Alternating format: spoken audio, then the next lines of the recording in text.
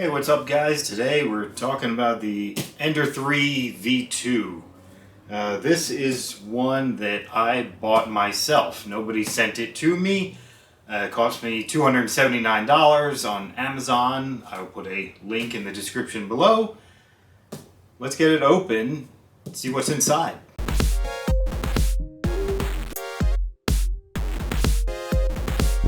I've been really excited about this one because it arrived about a month and a half ago, but I had other videos that I had to make before.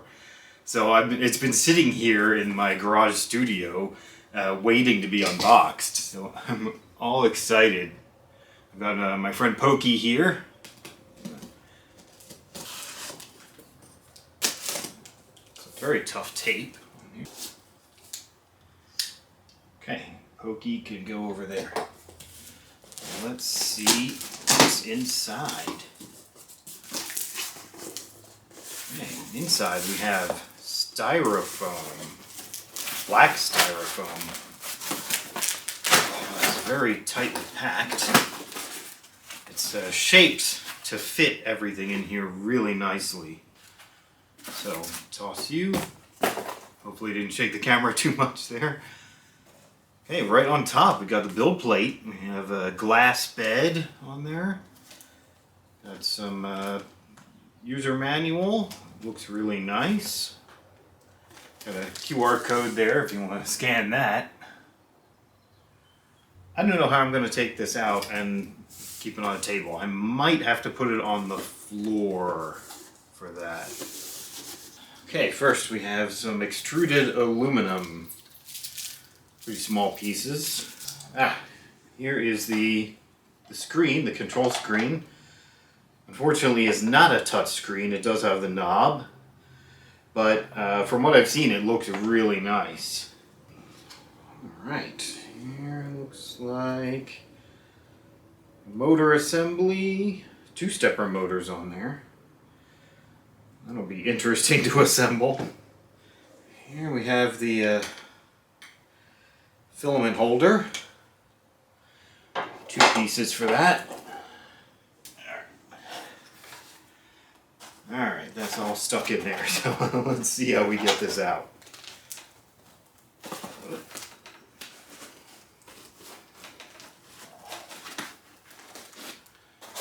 Nope. There we go.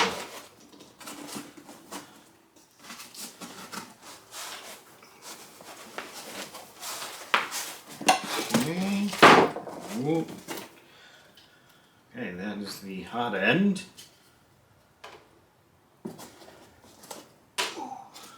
Okay. Oh, lost a knob. Alright, here we go. Okay, nope, I still got more stuff in here. We have a bag. Looks like some sample filament, maybe. Some other little knobs and screws. We'll see what's all in there. We have another stepper motor. Okay, two more pieces of aluminum extrusion. Actually, no, two more. Okay, and we have in a plastic tube is the lead screw. Another baggie of looks like belts and tools. Power cord. Can't work it without that. I believe that is maybe what the hot end attaches to. We'll find out. I believe this is the belt tensioner. We have a metal scraper. Nothing else in the box. Okay, so there's the contents of our box. That's everything, so oops. So I am going to look up the instructions, or look at the instructions, and see how this thing gets assembled. Hopefully it's not too hard. Okay, 2 minutes in and I've got a problem already. I found these little bits of broken plastic, and I thought, I wonder what those are for. And then I saw this. Yep. Let's see if I can flip it over. There we go. That one wire is supposed to be in here. So that's not good. I'm going to have to do some research to figure out how to resolve this. 2 weeks later. Okay, it's been a little while, yeah, so I had that broken part on this cable, but the seller Comgrow has sent me a new part to replace that cable, and I'm going to be installing it. So that's going to have to take this thing apart a little bit before I can put it together. So let's see what I can do. Alright, so I know to open the bottom there's one screw on the top.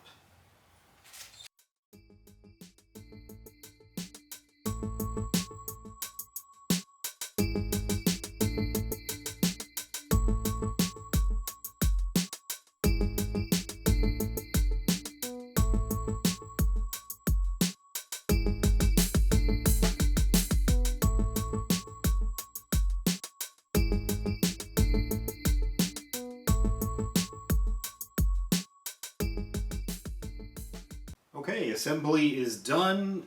Hopefully, fingers crossed, I did everything correctly. The instructions were pretty good. Some parts were a little bit confusing, like it would just give you a long name for a screw, and you had to figure out which one it was. Luckily, a lot of the little packages for the screws and such were labeled, but not all of them. Okay, like this one was from 2020 profile cover, which, oh, it was the little caps that go on the end here. And then here is another one. This is Z-axis limit switch. But some of them, like these for the screws, had nothing. So anyway, let's power on for the first time. It's plugged in. Oh, I saw the lights flicker. Okay, see the screen came on. That's good. So I took a little effort, but I got the bed leveled down there. I actually had to take the build plate off and tighten a screw through the top. But that was okay. After that, all the leveling went just fine. And as we can see, I got some printing done. See, the first one, this was on the SD card, is this little tiny dog, little pug with a base. He's very cute. Came out very well. Bottom's extremely smooth and flat. With some of these, a couple of them, I was able to print just on the glass, and it was okay. Most of them, I think, it started coming up. So I ended up with some failures. But yeah, I just ended up cleaning it good with some alcohol and putting a little bit of glue stick on there. Got some right here, and it worked fine for most of the prints after that. I had a couple of little problems, but most of them came out just fine. So, got that one, and then the other one was this little Monekineko cat, Lucky Cat. He came out really nice, good details, very smooth.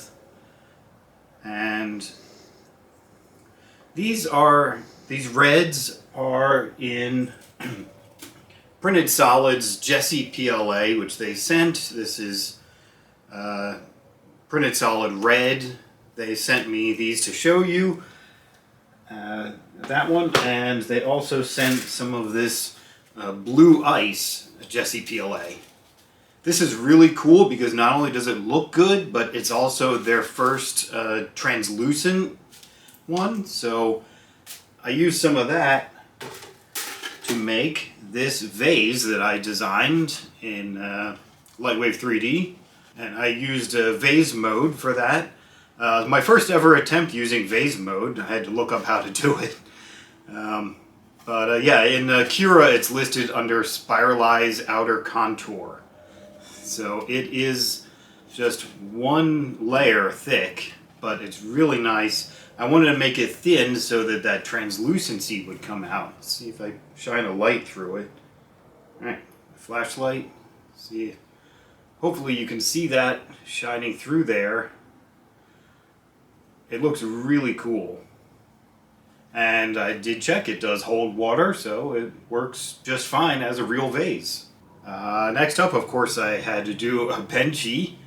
I did not check the measurements and everything yet, but it looks pretty smooth. There's around the maybe 10% in, there's a bit of a thicker layer there. I'm not sure if it's a layer shift or what. But otherwise, it looks really nice. There was no stringing at all. And let's see, the text on the back is not really legible, but you know. But the text on the bottom you can read. Yep, it looks pretty good. So I'm pretty happy with that Benchy. Next up, it was Star Wars Day. And of course I had to do something Star Wars related. Let's get this guy out. This obviously is the Millennium Falcon. It came out really nicely. There's a ton of really sharp, fine detail in there. And I love that you can see through the windows. They're actually just open, but you can see inside them. And in the turret, you can see all the way through to the other side.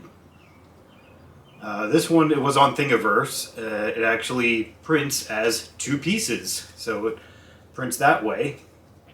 And it has these little pegs that also print, and they go in holes to attach it together. I haven't glued it yet. This one did lift up a little bit there, so when you put it together, there's a tiny gap in there, but aside from that, you can't even really tell where the seam is. So I'm really thrilled with that. I think once I glue it together, like pretty much nobody will be able to tell unless they look really close. This was printed in the silver from Longer 3D PLA. I picked it up, they were having an Easter sale, and I picked that up. This is the first time I've used it. I think it's an ideal color for this. It's real nice and shiny.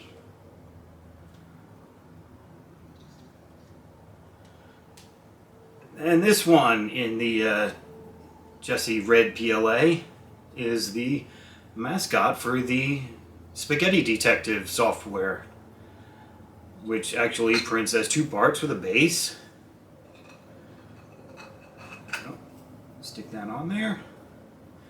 Again, she came out really nicely.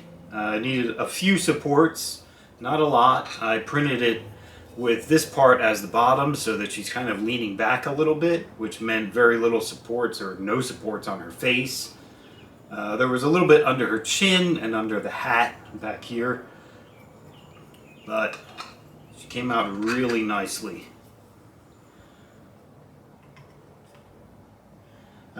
Yeah, I don't use the Spaghetti Detective. It's a software, if you don't know, that uses a webcam to watch your prints and detect any problems and failures. I probably should be using it because I did have a little spaghetti come from the Millennium Falcon. Okay, finally, this is one I designed myself, more utilitarian. This is a wet palette for painting with, for painting miniatures. So the idea with this one is printed as two parts, and has a lid, comes off. It's a little bit snug, but I'm going to have to work on the design for that. But take the lid off, and then inside we get a little bit of a flat sponge here, and then some butcher paper on top of that. And put some water in it, and then we can paint on the butcher paper and mix our paints and put the lid on, and it'll stay wet for hours or even days. So that's really helpful. I'm going to be using that a lot, I'm sure. because I'm tired of mixing paints and then having them dry up and then trying to match the color again. So yeah, seal that up. So let's talk about the machine itself. I've got some specs here on it. The build volume is 220 by 220 by 250 on the Z there. The filament that it takes is 1.75 millimeter, pretty standard. It'll work with PLA, TPU, or PETG. I haven't tried either of those yet, just the PLA so far. See, it works with Cura or Simplify 3D. Layer thickness will do 0.1 to 0.4 millimeters. It's pretty standard. The bed is heated and it'll get up to 100 degrees Celsius. It has a mean well power supply, which I believe on the original Ender 3 it was mounted back here, and so on the new one they mounted it inside the back of the unit. And it does have power supply failure recovery. So if your power goes out and then comes back on, the print can continue where it left off, which could save you a lot of time and filament. Okay, likes and dislikes about this printer. So I've only got the eCube Maker Toy DIY to compare this to. That's the only other FDM printer I've used. Things I dislike. I'm not crazy about the glass bed. It works okay, but I'm used to having the eCube Maker's removable magnetic bed that just pops off, you flex it, the print pops off, and you're good to go. This glass bed, I've had a lot of trouble getting some prints to release from it, and it takes a long time, whereas with a flexible bed, you flex it, you pop it off, put it back on, you start the next print. Actually, I have something upcoming to fix that. I have the Wham Bam flex plate system that I'm going to be attaching to that, maybe in a future video. I did buy that myself, but I used money that I got from you guys using my link to their website, which I'll include again down below. Another thing to note is that the screen is really nice. I really like how it looks, although it has issues. If you are off to one side or the other, it's hard to see. You have to be looking pretty much right on at it. Another thing is that it has the knob. It looks like it's a touchscreen, but it's not. You have to use the knob. So it's frustrating to see what looks like a touchscreen and you go to touch it, but nothing happens. So that's a little bit annoying. I wish they had made it a touchscreen. Another thing is the filament is hard to put it in. I've had a lot of trouble almost every time I try to put filament in. It's a very tiny hole back here, like back behind everything over here. And like you really have to be either on this side, which I can't because I have stuff over there, or you have to be able to come around behind it, which luckily I can, but I bet a lot of people will have this up against a wall or something, so they won't be able to. But it's really difficult to get it into this tiny hole and to get it to go all the way into the tube. Another thing I'm not crazy about is the SD card, micro SD card, which is not in here right now, but it's a micro SD card. It's very tiny. There's a very tiny slot in here to put it in, and it's under the build plate. When print finishes, the plate comes out like this, and then it's covering the slot. So you have to move it back, and then the tiny micro SD card, which could easily get lost, has to go in there, and it goes in upside down weirdly. But yeah, that's just kind of an annoyance. I really wish it used either a full-size SD card or, even better, a USB flash drive. That would be fantastic. I don't know why they don't. That's what all the SLA printers use. Another thing I don't love is that there's no auto bed leveling. As you might have seen earlier, I had a little bit of trouble with leveling the bed, and it's not that annoying, but it's nice with the EQ maker. It has auto bed leveling, and I never have to worry about it. It just automatically checks the level every single time I print. Now that does add a couple of minutes, but it's not too bad.